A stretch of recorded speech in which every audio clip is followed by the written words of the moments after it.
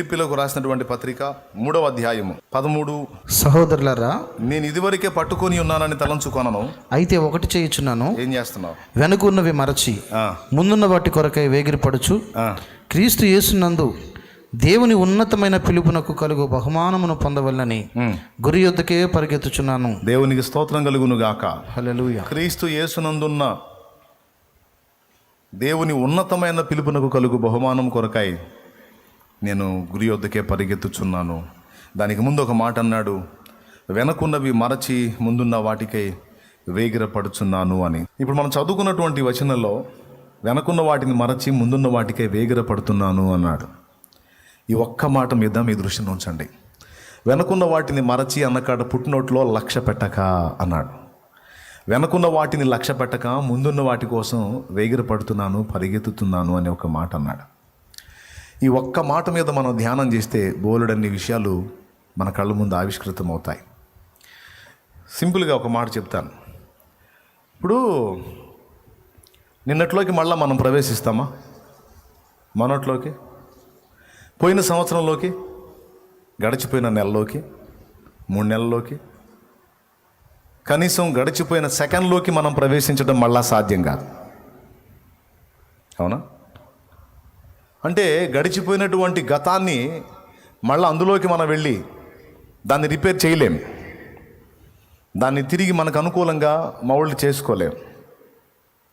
మన ముందున్నది కేవలం భవిష్యత్తు మాత్రమే. అర్థమైందా? ప్రతి నిమిషం, ఇప్పుడున్న నిమిషానికి ప్రతి నిమిషం భవిష్యత్తే. కాబట్టి ఇప్పుడు మన ముందున్నది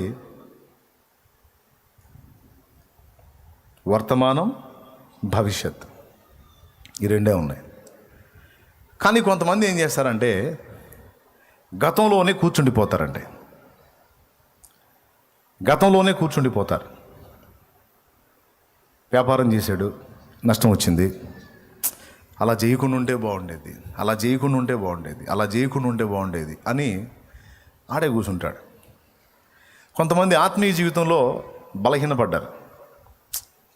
అలా చేయకుండా ఉంటే బాగుండేది, అలా జరగకుండా ఉంటే బాగుండేది, అనవసరంగా తేడా పడ్డాను, అనవసరంగా తప్పుడు అడిగేశాను, అనవసరంగా తప్పు చేశాను అని అక్కడే ఉంటారు. కొంతమందికి వివాహం చేసుకున్నారు, చేసేటప్పుడే చేసేసుకున్నారు. ఇక చేసుకున్న దగ్గర నుంచి పొరపాటును చేసుకున్నాను, కర్మగాలు చేసుకున్నాను, నా దరిద్రం కొద్దీ చేసుకున్నానని ఆ గతంలోనే ఉండిపోతారు.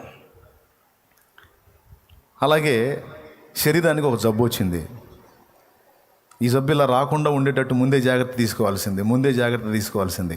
అన్నీ బాగున్నప్పుడు విన్నానా, హెచ్చరిస్తే మాత్రం లోబడ్డానా, ఇప్పుడు ఇంత జబ్బు వచ్చేసింది నాకు అని కుటుంబ పరిస్థితుల విషయమై కావచ్చు, జీవనోపాధి సంబంధమైన విషయమే కావచ్చు, చదువు సంబంధమైన విషయమే కావచ్చు, స్పిరిచువల్ లైఫ్, ఆత్మీయ జీవితానికి సంబంధించిన విషయం కావచ్చు,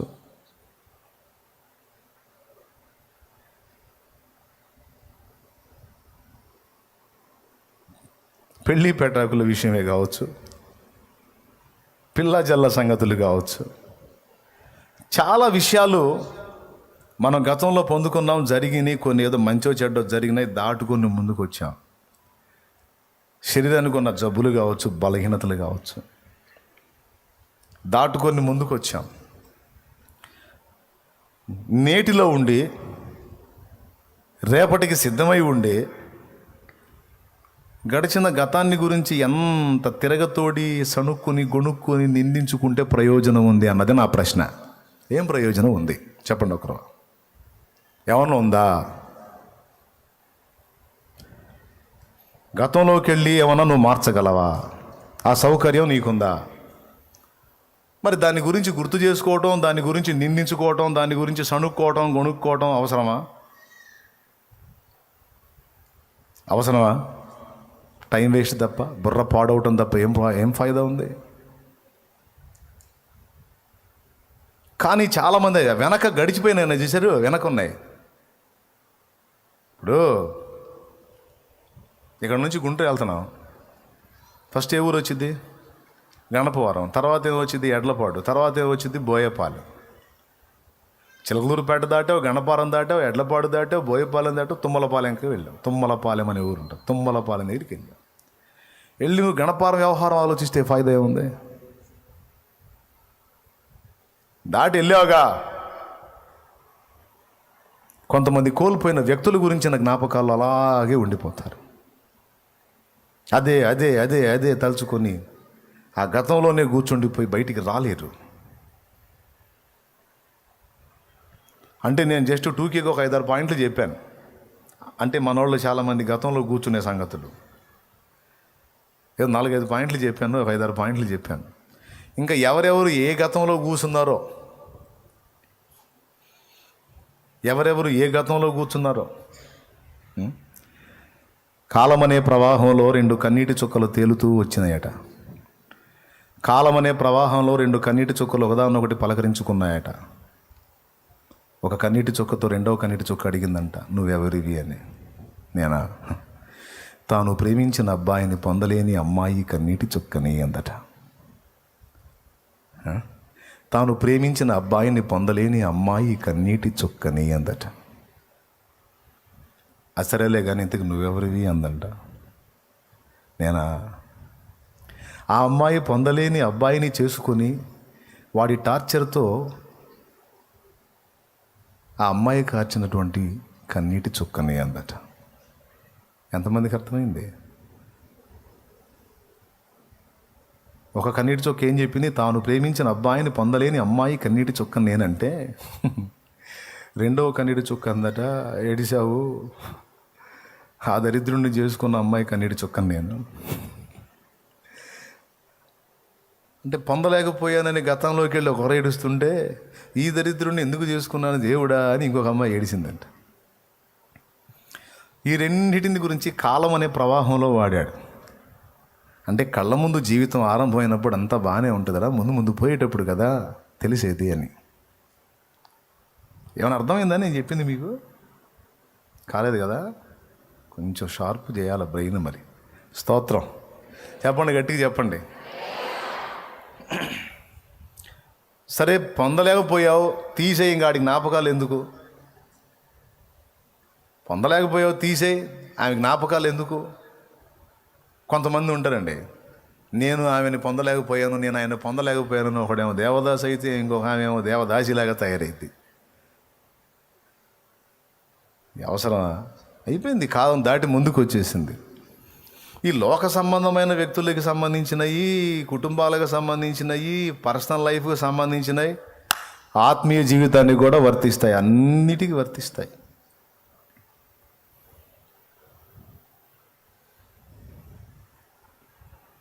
ఇక్కడ నా పాయింట్ ఏంటంటే, గతం గతః, వాట్ నెక్స్ట్, అది నా పాయింట్. ఇప్పుడు ఎప్పుడన్నా అర్థమైందా, లేకపోతే ఇంకొక రౌండ్ మళ్ళీ చెప్పమంటారా?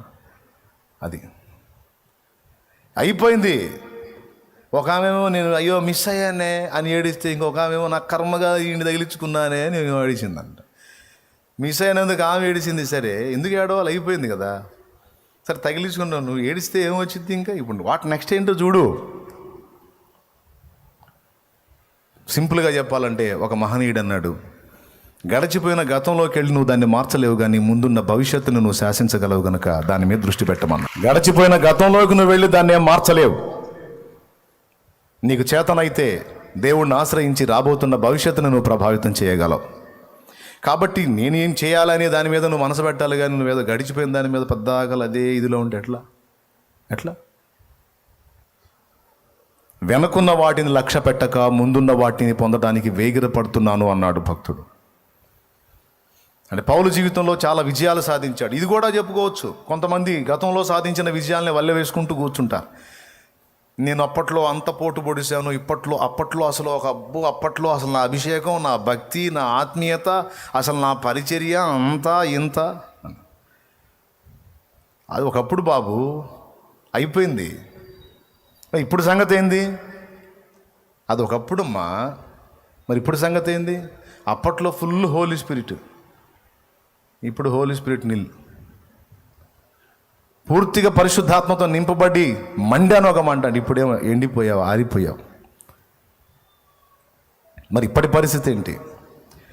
గత కాలంలో లాభమా, నష్టమా, మేలా, కీడా, మంచా, చెడ్డ, గెలుపా, ఓటమా, ఆనందమా, దుఃఖమా, ఇవన్నీ కూడా గడిచిపోయిన కాలానికి చెందినవి. వాటిలోనికి మళ్ళా మనం పునః ప్రవేశించలేము గనుక వాటిని గూర్చి నీవు లక్ష్య పెట్ట నిమిత్తమో లేదు. ప్రస్తుతం జరుగుతున్న కాలం, రాబోతున్న కాలం, ఈ రెండే నీ ముందున్నాయి. గతం నీకు చెందింది కదా, అయిపోయింది కదా. మరి ఇప్పుడు పరిస్థితి ఏంటి? కొంతమంది ఎలా అయిపోయారంటే గతకాలపు పరిస్థితులతో, గతకాలపు అనుభవాలతో, గతకాలపు బంధకాలతో రాజీ పడిపోయారు. ఏమండి, ఇప్పుడు టైం ఎంత?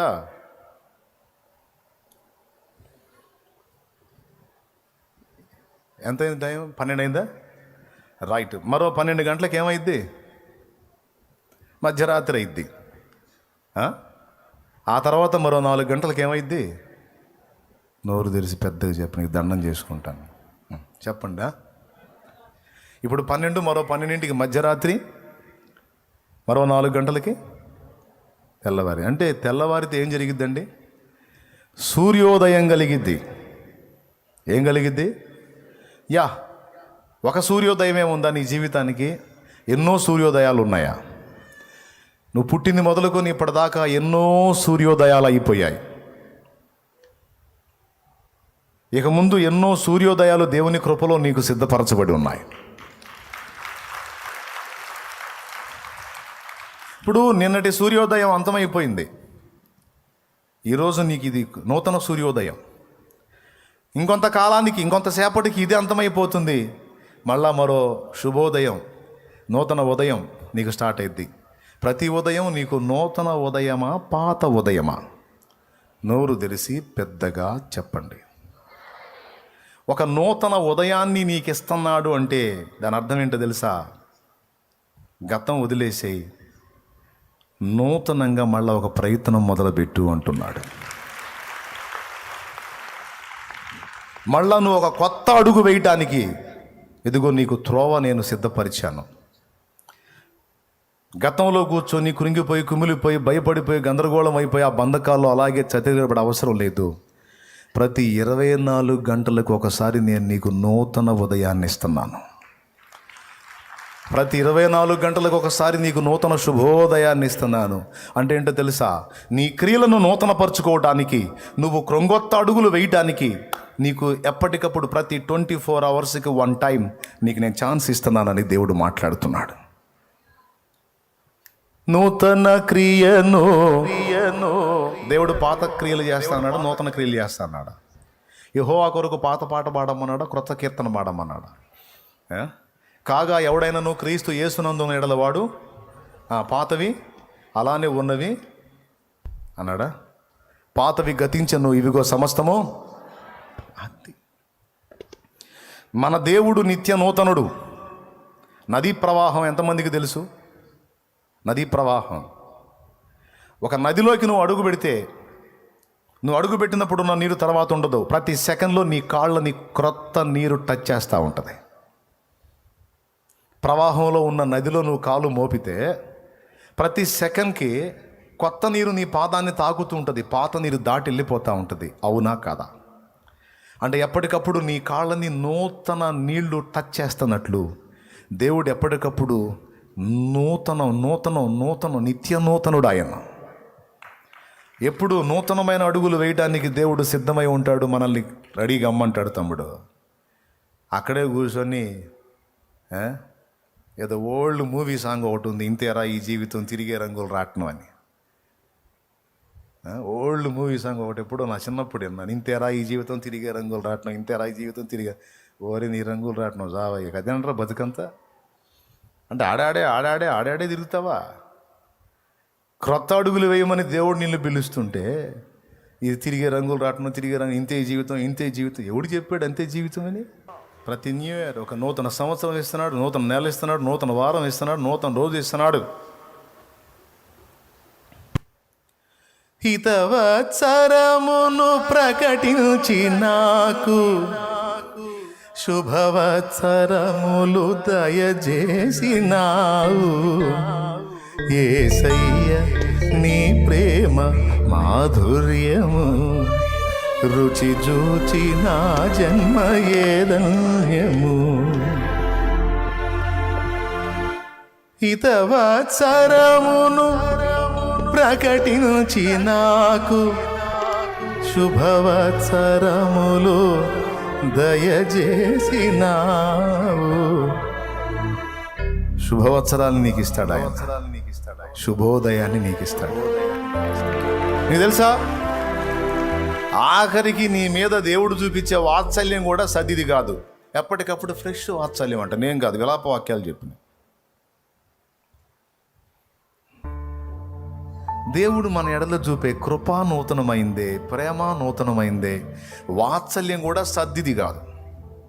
నైట్ ఫ్రిడ్జ్లో పెట్టుకొని పొద్దున్నే తింటామే, సర్ది పెట్టా, సర్ది పెట్టెలో అన్నీ సర్ది పెట్టాను. పొద్దున్నే పని మనిషి వస్తే సర్ది పెట్టి ఓపెన్ చేసి ఆ సర్ది సరికంతా దానం చేస్తాను అన్నట్టు. దేవునికి స్తోత్రం. దేవుడు నీ ఎడల నా ఎడల చూపే ప్రేమ సద్దిది కాదు, కృప సద్దిది కాదు, వాత్సల్యం కూడా సద్దిది కాదు. చూడు ఏం వాత్సల్యము. విలాప వాక్యాలు 3:23 చదువు. అనుదినము నూతనముగా ఆయనకు వాత్సల్యము పుట్టుచున్నది. ఏం పాత వాత్సల్యం ఎడిపోయింది?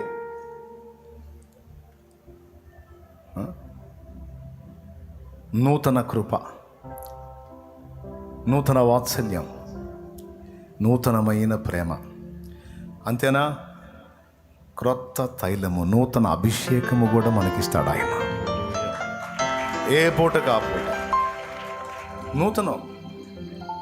ఇదేంది ఈ ప్రసంగం న్యూ ఇయర్లో చేస్తే భలే ఉండదన్న అనుకోవాకండి. సంవత్సరానికి ఒక్కసారి న్యూ ఇయర్, కాకపోతే సంవత్సరానికి ఒక్కసారి సూర్యోదయమా?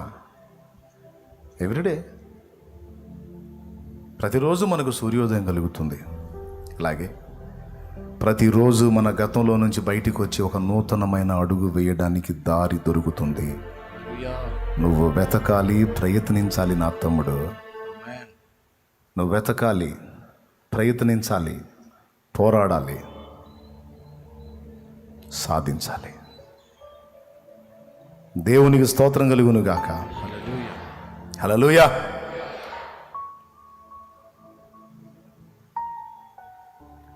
కుటుంబ నాయకత్వం కరెక్ట్గా లేదు, సంపాదన విపరీతంగా ఉన్న అన్ని అప్పులే. ఎందుకు ఇలా జరుగుతుందంటే లీడింగ్ కరెక్ట్గా లేదు. నా ఫ్యామిలీని దృష్టిలో పెట్టుకొని నేను లైన్లోకి వచ్చిన తర్వాత నాయకత్వాన్ని మార్చా. ఎవరైతే నాయకులుగా ఉన్నారో వాళ్ళ చేతుల్లో నుంచి బాధ్యతలు నేను తీసుకొని ఎక్కడెక్కడ బ్యాలెన్స్ మిస్ అవుతుంది, ఎక్కడెక్కడ తప్పు జరుగుతుంది అని తెలుసుకొని వాటన్నిటినీ సరిదిద్ది, అంటే ఇంకా వాళ్ళే చూసుకుంటారు, ఇక వాళ్ళ బతికంతే, నా బతికింతే, మా బతుకులు ఇంతే అని రాజీ పడితే అక్కడే ఉండేది పరిస్థితి. సో అక్కడ డైరెక్షన్ కుదరలేదు. నేను చూస్తా, నేను ట్రై చేస్తా. క్రొత్తగా ఒక అడిగేద్దాం. ఫ్యామిలీని కూర్చోబెట్టుకొని ఒక క్రొత్త తీర్మానం చేశా. ఆ తీర్మానం ప్రకారం అందరూ కట్టుబడి ఉండండి. ఈ అప్పులో కొలిక్కి ఎందుకు రావో చూస్తాం. ఇప్పుడు మనం జీవం గల దేవుడిని నమ్ముకున్నాం కాబట్టి రాబడి ఎంతో, దానిలో ఖర్చు అవుతుంది ఎంతో, మిగులుతుంది ఎంతో, మనం అదనంగా చేస్తున్న ఖర్చులు ఏవేంటో అన్నీ పరిశీలించుకొని ఇక్కడ వేస్ట్ అవుతుంది, ఇక్కడ వేస్ట్ అవుతుంది అన్ని కట్ చేసి పడేసి రాబడి అంతటిని బ్యాలెన్స్ చేసి మంత్కి కొంత అమౌంట్ తీసి ఒక్కొక్క అప్పుకి కట్టుకుంటా కొంతకాలం ప్రయాణం చేశా. పెద్ద మొత్తంలో ఉన్న అప్పు చాలా వరకు తిరిగిక చివరి ఘట్టంలో కొంత అప్పు మిగిలింది. ఆ అప్పును ఒక్క దినమంది దేవుడు తీసేశాడు. అది వేరే సంగతి.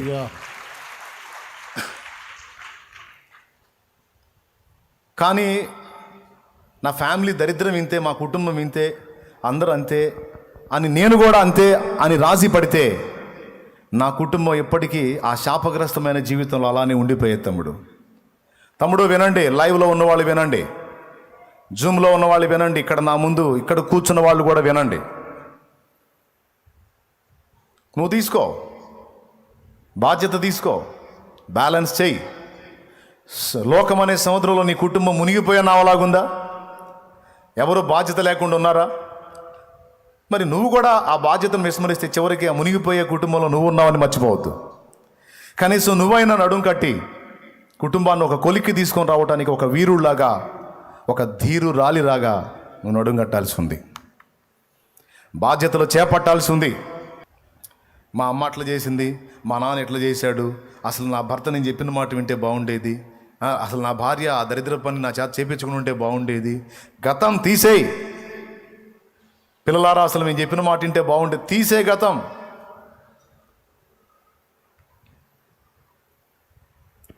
ఇప్పుడు చేయాల్సింది ఏంది? ఒక నూతన శుభోదయం నీకు దొరుకుతుంది అంటే ఒక కొత్త ప్రారంభం ఏ విషయంలో నువ్వు చేయడానికి దేవుడు నీకు అవకాశం ఇస్తున్నాడు. నీ కుటుంబాన్ని ఒడ్డుకు తీసుకొని రావడానికి, న్యాయంగా నువ్వు పోరాడుతున్న పోరాటంలో దేవుణ్ణి కూడా హత్తుకొని ఉన్నావు గనుక ఆ పోరాటం చేస్తూ చేస్తూ నూతనమైన ఆలోచనలు, నూతనమైన అడుగులను వేస్తూ ఉంటే ఏదో ఒక అడుగు సఫలమయ్యేటట్టు దేవుడు నీకు సహాయం చేస్తాడు.